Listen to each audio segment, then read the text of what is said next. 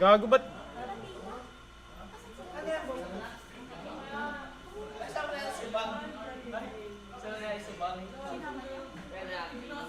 Ano to? Naka-live na to ngayon? Kasi nakalive ko na. Ganto na ito? Oo. Kunahit ako. May mga tao nanonood. Ayan o, yan o. One. One pa lang ako. Isa pa lang nanonood eh. Di, bag lang ata ako, bag lang. Bag. So guys, pag umabot ng 500 viewers, sisimulan na natin. Si Makagigo yan. 2.1k na boss di. 2.1k. 6.9k. So, talang. So guys, okay ba yung mic? Okay ba? Hello, hello, mic check. Pag alam nyo, kasi ang daming nakat na video doon. Kasi nag-overheat yung camera, di namin napansin. Nag-overheat na. So, ang daming video na ang daming video, dami ko nasabi doon na ano, na hindi na. Laki lang screen ko, tangina. Nagugulat ako. Alula ako. Ang daming video na hindi nasama doon, natanggal dahil nagko-corrupt yung file. So sabi ko, okay lang, ilagay na yun, tapos i-continue ko na lang dito sa live. Okay? Yeah. So, mas maganda kung dito kayo magtatanong. Imbis na comment pa? Mas maganda kung dito kayo magtatanong para alam niyo yun. Pag hindi na kayo mag-comment ng ganun. Mas maganda kung sasagot na lang ako sa tanong nyo. Pero, so, yung mga tao nagsabi na, na, Dogs, wala kang paki sa 8 years nyo.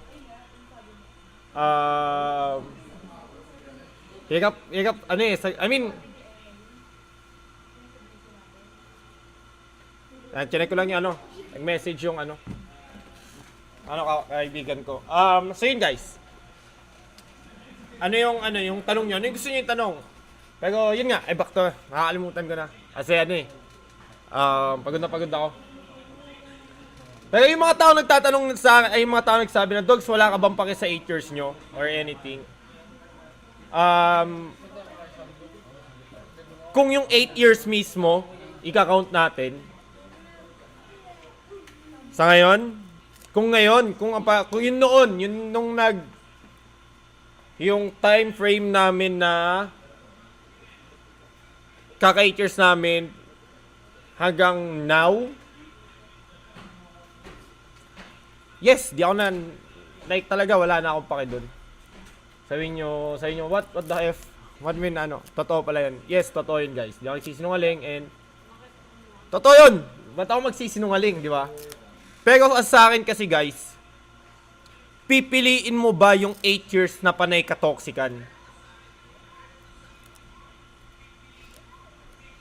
Yung toxic na hindi na nag-work relationship nyo, kahit anong explain mo, kunwari, mag-aaway kayo, magbabate, tapos yung main reason is, yun nga, pinag-awayan nyo is siya. Tapos pag nagbate, ako yung pinapasorry. Alam mo yun, parang, bakit ganun? Ba't ikaw yung may mali, tapos ako yung nagsasorry, di ba?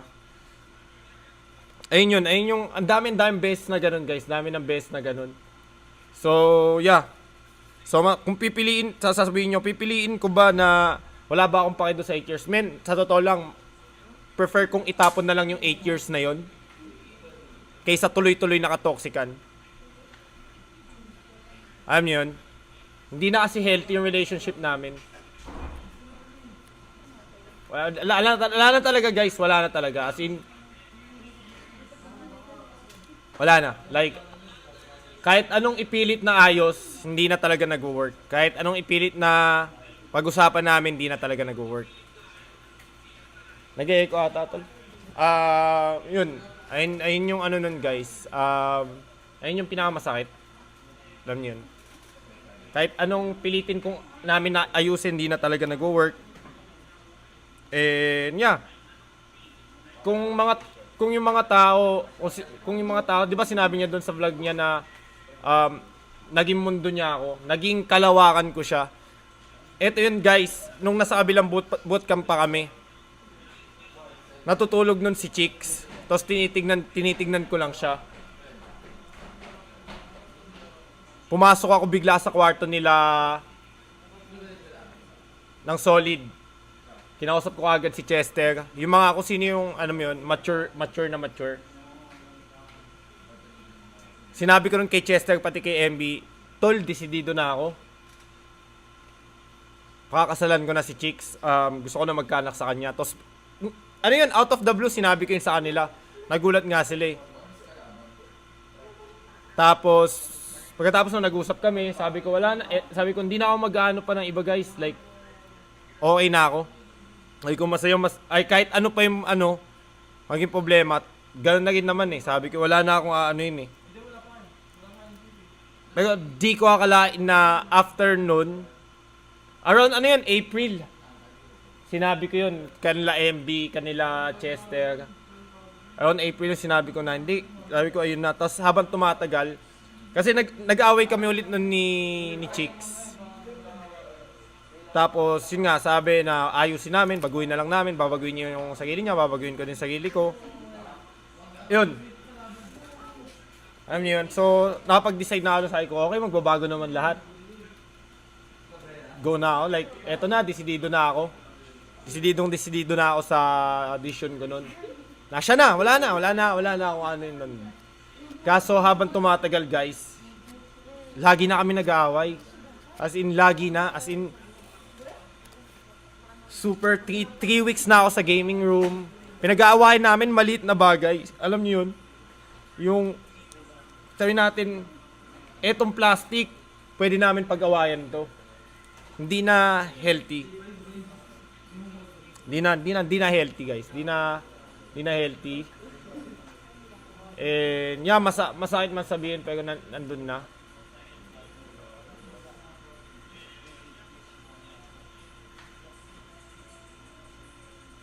So, yun guys, yung time na yun, di na nagiging healthy nga yung relationship namin. So, parang, di na nag-work sa lahat ng bagay. Hindi na talaga nag-work. And,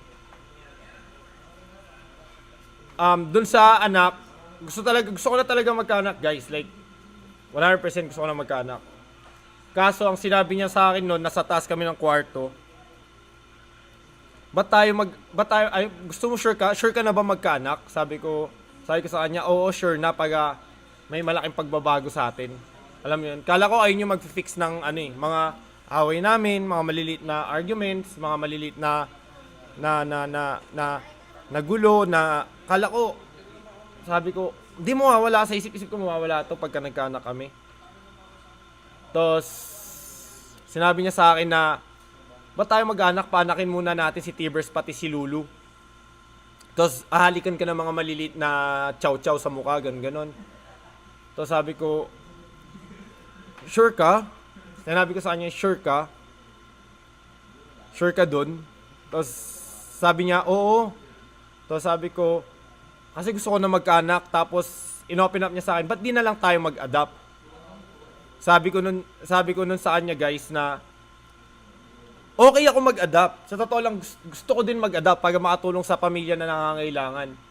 Pero gusto ko din magkaanak na sa dugo ko. Kahit dalawa, humingi ako, kahit isa, dalawa. Pero dalawa talaga gusto ko nun, guys. Gusto ko kasi 3 din anak ko, para kami magkakapatid. Tapos kahit isa adopted na, okay lang naman eh. Alam mo yun. Tapos, yun. Yun nga. Doon di nangyari yun. Tapos yun. Napunta sa pugos na. Tapos yun. Tapos, syempre yung madami din kami point na nag-aaway kami. Pero isa sa pinakamasakit nun is that kasi pinapahiya niya talaga ako guys sa mga players, sa tapat ng mga tao. Naintindihan ko kasi siya. Kasi kung kilala ako ni Chicks, kilala ko siya. Iniinda ko na lang yun. Na minsan kasi, si Chicks, di niya nakokontrol yung sinasabi niya. Alam niyo yun, di niya nakokontrol yung sinasabi niya. So, pagka may nasabi siyang masama sa akin sa tapat ng player, okay lang ako. Di okay lang yun, Bing. Magalan ako. Hindi, ako naman ano. Pero yung isa sa pinakamasakit kasi guys, yung sinabi niyang bobo talaga ako sa tapat ng player. Andun si Changu, si Dale, pati si Tira.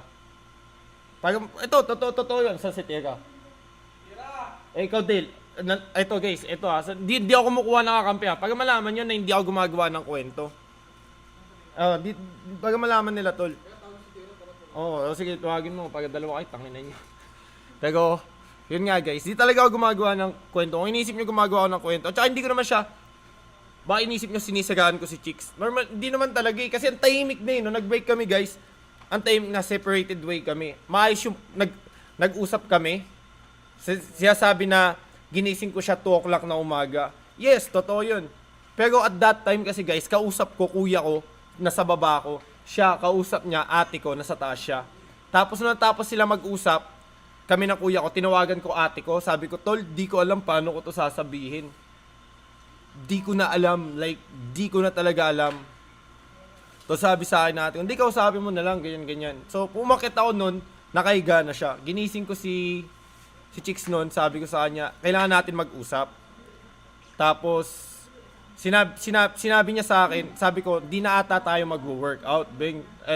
Ayun nga, Beng. Sabi niya, bakit? Baka nade-depress ka lang. Sabi ko sa kanya, ikaw na yung main source ng depression ko. Ikaw na yung main source ng depression ko. Like, lagi na lang tayo nag-aaway, lagi na lang may ganito, lagi na lang may ganyan. Tapos, yun. Tapos sinabi niya sa akin, tignan mo ako sa mata, tapos sabihin mo na hindi mo na ako mahal. Tapos sinabi ko sa kanya yun, tinignan ko siya sa mata, tapos sinabi ko sa kanya na, sorry talaga, hindi na kita mahal. Sabi kong ganun sa kanya. Alam niyo yun? Kasi sa akin guys, sa totoo lang sa mga lalaki, and sa mga babae, okay lang na manduhan nyo kaming lalaki. Understandable yun. Pero sana wag sa tapat ng tao. Gets nyo yun? Sa tapat ng mga tao kasi minsan guys, ganun na talaga eh. Like, napapahiya na lang ako. Sa tapat ng player, napapahiya ako sa tapat ng player, napapahiya ako sa mga matataas na tao. Parang, alam mo yun, nagulat ako dun. On that side, like, kasi sa Belgium di naman ganun eh. Like nung 5 years kami sa Belgium, hindi naman ganun. Like, di ko nakikita ang ginagawa niya yun sa akin. Hindi ko nakikita ang ginagawa niya yun sa akin. And nung nakita ko yun dito, nagulat ako. And di lang yun one time, almost all the time. Eto guys, Tira, si Dale. Nung nandun tayo sa friendship, punta kayo dito, tol. Kung alam niyo lang, bago ko gawin yung MLO ako, si Tira yung kasama ko nun. Tinanong ko sa kanya, tol, andun kami sa labas kung saan nag-Yossi yung mga player dati kasi nag-vape pa ako nun. So, abang nag-vape ako sila nag-Yossi, tapos andun si Chicks. Sabi ko, tol, gusto ko maging pro player. Kaya ba? To sabi ni Tira, kaya yan boss dog, basta mag-grind ka lang. Tapos sinabi nun ni Chicks, ba't ka pa magpo-pro? Ibobo ka naman, magpatawa ka na lang ng tao. Tapos kinumport ako nun ni Tira, dito, Tira, nagsisinungaling ba ako? Dale, nandun ka, andun din si Chang. Guys, ako yung taong di plastic. Pag nailala nyo ko, prank ka sa prank ka. Okay? Prank ka sa prank ka akong tao. Masakit man sabihin, pero yun talaga yung kung sino ako. And yung mga nakakilala sa akin, kilala nila, prank ako sa prank. Kung ayoko. Guess nyo yun? Kung ayoko. And doon nung sinabihin sa akin ni Chicks, parang hindi ako na down eh. Parang naging motivation pa yun sa akin. Nag-cultivate pa yun sa akin na kakayanin ko to, utya na yan. Pag, alam mo yun, maging proud ka naman. Pag nakita mo sa tournament, makita mo na, ang inang boyfriend ko andyan. Which is naging ganun naman sa The National. Ganun naman sa The National, naging proud siya. Naging masaya ako dun. Kasi may napatunayan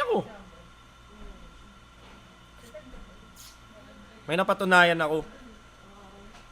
Pero yun yung masakit doon, like, oo, siya naging unang supporter ko, but di niya ako naging supporter and subscriber doon sa pag gusto ko maging pro. Alam mo yun? Ayun yung masakit.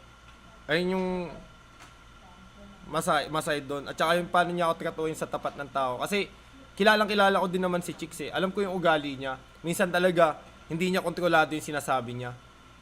Minsan talaga masakit. To the point na sagad hanggang buto. Pero ininda ko yun. Like, okay lang sa akin. Mahal na mahal ko siya eh. Kahit may mga tao na dito sa bootcamp na nagsasabi na, tangina dogs, buti natitiis mo. Sabi ko, tangina tol.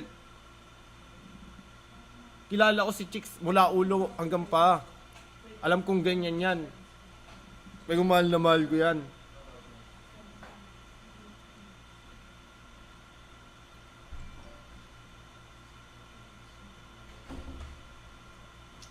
Yun. Tapos yung sinasabi, yung tinatanong nyo, dogs, wala ka bang pake doon sa 8 years? Right now? Kung sasabihin nyo sa akin ngayon, wala guys talaga, as in wala, aminado ako doon. Kasi mas pipiliin ko ng tumakas na lang sa 8 years na panay toxicity. Pinapakain ako ng toxicity. Like, may gusto siyang paalsento sa tapat ng taong yun. Napaka-close. Parang alam yun, parang shit. Kaya ayun yung tinutukoy ko na in that 8 years, nagagawa niyang, nung kasama namin yun, nagagawang plastic and paano pa kaya yung relationship namin? Nagda-doubt na ako doon, nagki-question na yung utak ko. Alam niyo yun? Pero yung sinabi niya na sinukuan ko siya, di ko siya sinukuan. It's just that nag-fed up na talaga.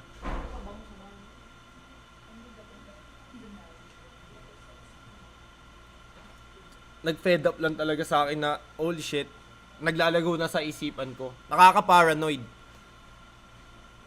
Yung mga taong nasa gantong relationship, understand, malalaman nila yan. Like, nakaka-paranoid guys. Nakaka-paranoid. Di mo alam kung ano ba lahat-lahat. Alam mo yun? Ba't nasa putang ina category ng ano to? Music. Kaya lang guys Saan ba tayo? Film, animation, vlog, people and vlogs. Yan. Alam niyo yun? Nakaka-paranoid. And doon na ako nagke-question na ako nun. Tapos lagi na nag-a-adapt yung away namin. Toxic na talaga guys. Ako nagsabi sa inyo in that 8 years. 5 years. Ang saya. Yung earth, heaven. Nagkakasundo kami sa lahat ng bagay.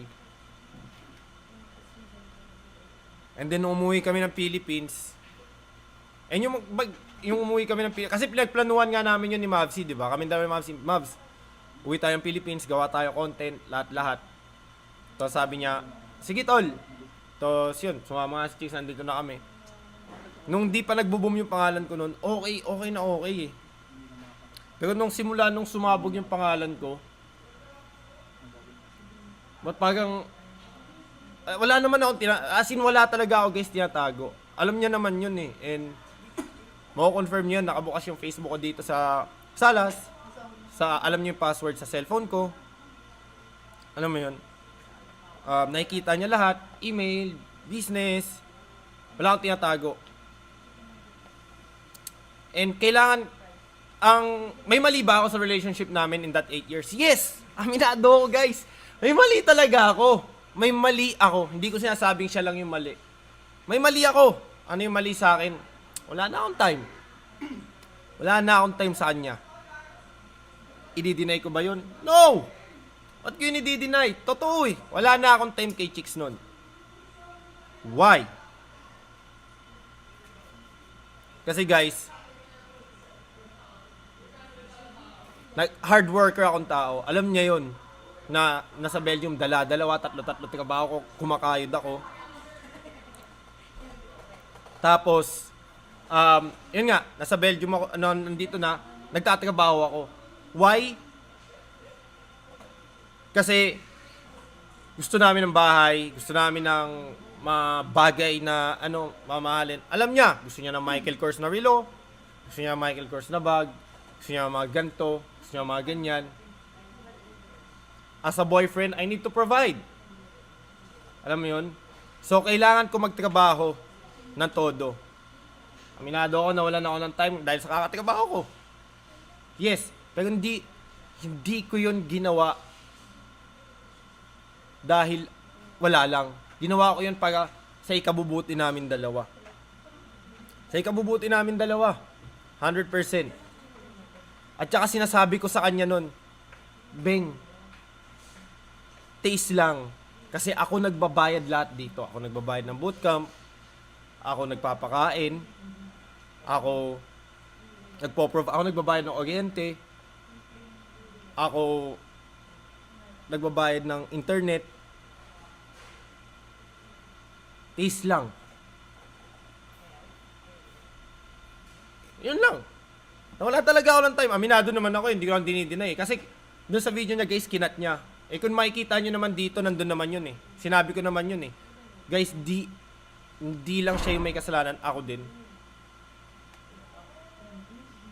On that side, may mali din ako. Alam niyo yun?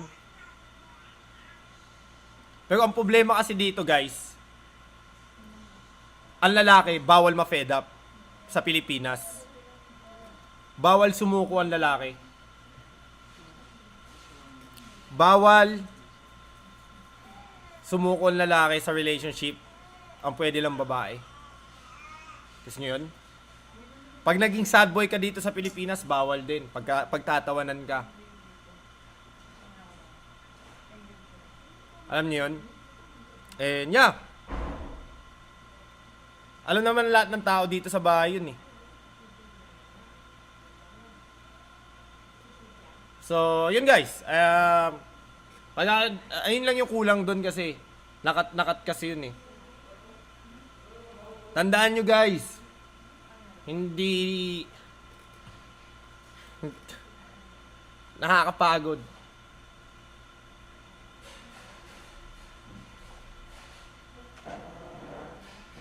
So, yun guys, para alam nyo lang, sorry sa mga na-disappoint, pero separate ways talaga kami ni Chicks.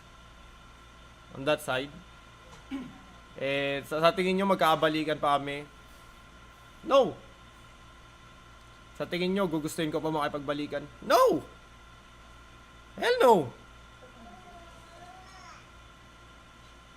Ayoko na, ano yan eh, recycle eh, magiging repeat and repeat. Alam niyo yun? Repeat lang na repeat. Hindi walang magbabago.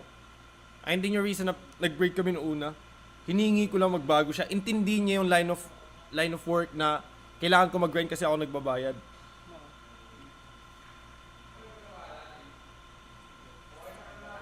Alam niyo yun? Yeah, so yung mga ano dyan kasi guys, yung mga babae, alam niyo yun, bawal ka sumuko sa relationship sa kanila.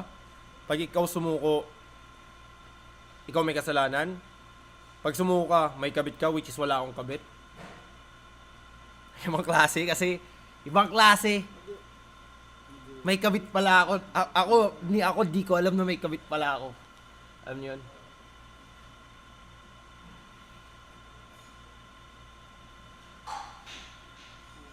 Kung sino may mali doon sa kaming dalawa, may mali kami, aminado naman eh. May mali siya, may mali ako. And yeah. May pakiba ako sa 8 years namin ngayon? Wala. Aminado ako. Mas pipiliin ko nang iwanan yung 8 years na katoxican na lang guys. Kaysa pagpatuloy pa yon. Yeah. Ayun guys. So yeah. Para alam nyo lang. Yung mga nakalimutan dun sa video. Did I cherish that 8 years? Yes! Cherish ko yun. No. That 6 years. 5 years and 6 years. Yes. Cherish ko yun.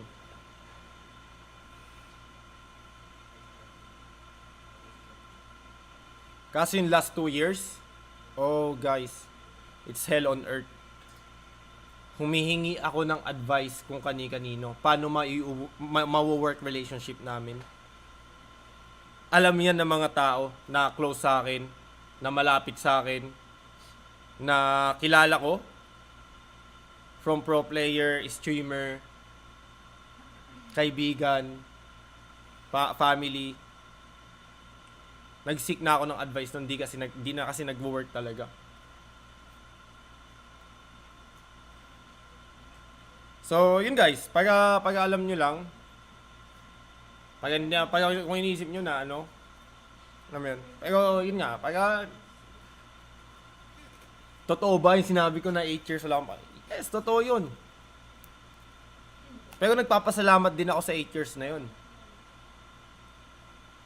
Kasi on that 8 years guys, natuto ko. And natuto ko na alam mo yun, di ko akalain na fans din pala yung sisira sa lahat. At saka tao surrounding namin dalawa. Nakakala ko na mabibigyan ng advice para makapag-move on, lahat-lahat, pagkatapos na talaga. Alam mo yun? Nakakagulat guys, ganun talaga. Hindi ko akalain na abot din sa ganito.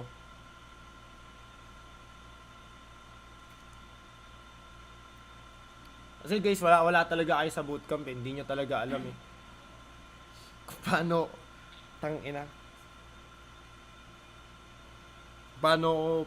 paano pahiyain sa tao guys.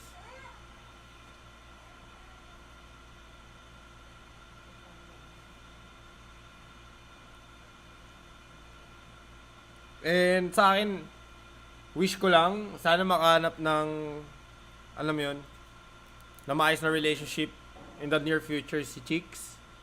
And yeah, sorry talaga sa mga fans na disappoint sa amin. Sa akin mismo, okay. Syempre, sorry dun. And yeah, sana I wish her all the best and luck sa buhay niya. And happiness, to be honest.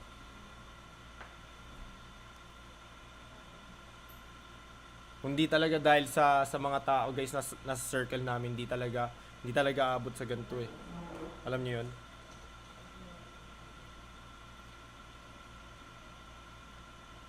Hindi talaga abot sa ganito.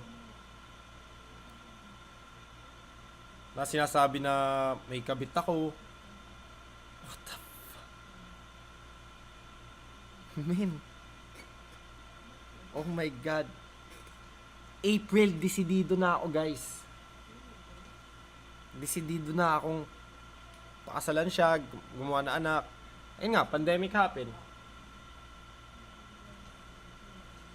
Tangina talaga. Ako nagsabi sa inyo, tangina talaga. And sorry talaga sa mga fans na disappoint. Shit happens.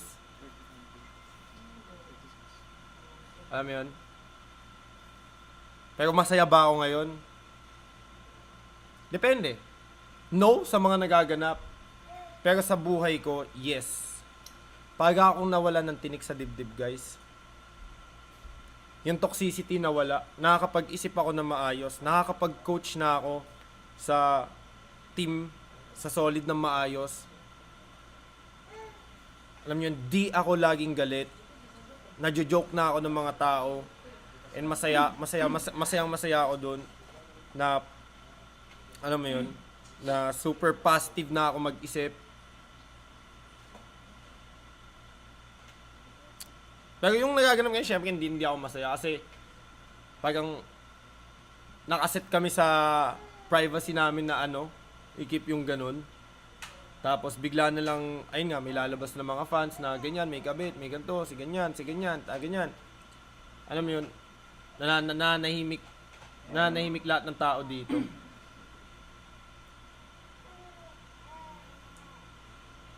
So, yun guys, para alam niyo lang. So, yeah, thank you sa mga sumuporta. And sana hindi kayo magsawang supportahan ako. And then, pati si Chick, syempre. Pakisuportahan din siya. Tapos, ang laban. And yeah, ako naman guys, yun nga. Sorry sa mga na-disappoint. Wala na akong magagawa.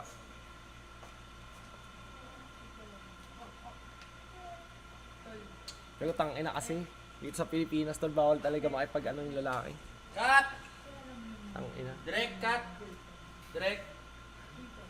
Cut na ba, direct? Retouch ba, direct? Okay na ba yun? Dental pass mo.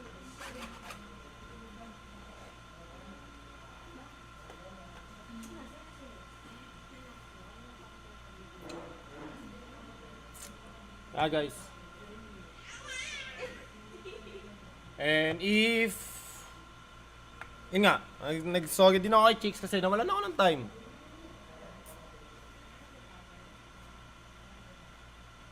Nawalan ako ng time sa relationship namin nun.